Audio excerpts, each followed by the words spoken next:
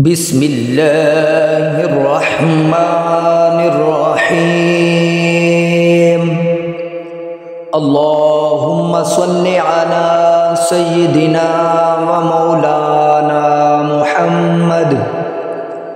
ومولانا محمد صاحب التاج والمعراج والبراق والعلم، دافع البلاء والوباء والقحط والمرض والألم. اسمه مكتوب مرفوع مشفوع منقوش في اللوح والقلم، سيد العرب والعجم.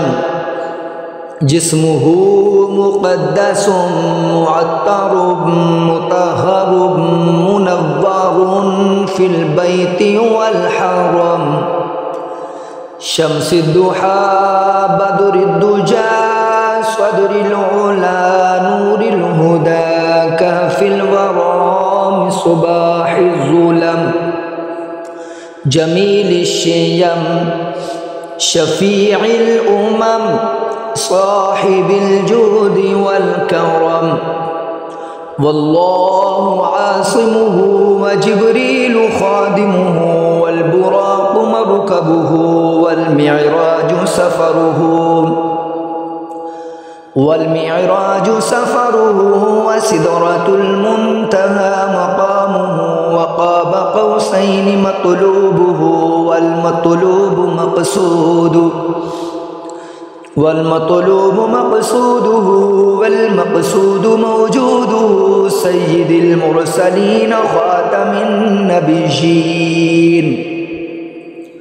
خاتم النبيين شفيع المذنبين أنيس الغريبين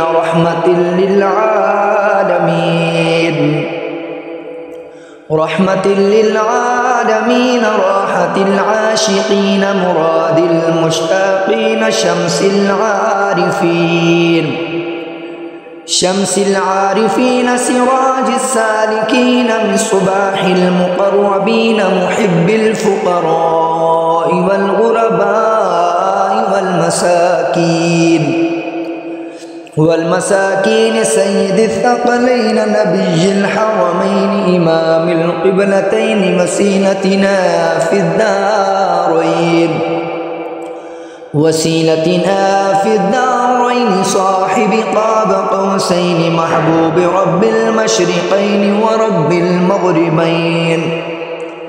ورب المغربين جد الحسن والحسين، مولانا ومولى الثقلين أبي القاسم محمد بن عبد الله نور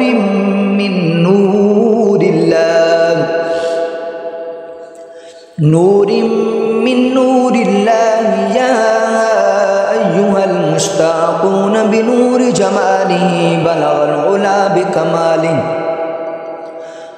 العلا بكماله كشف الدجى بجماله حسنت جميع خصاله صلوا عليه وآله وأصحابه وسلموا تسليما. آمنت بالله صدق الله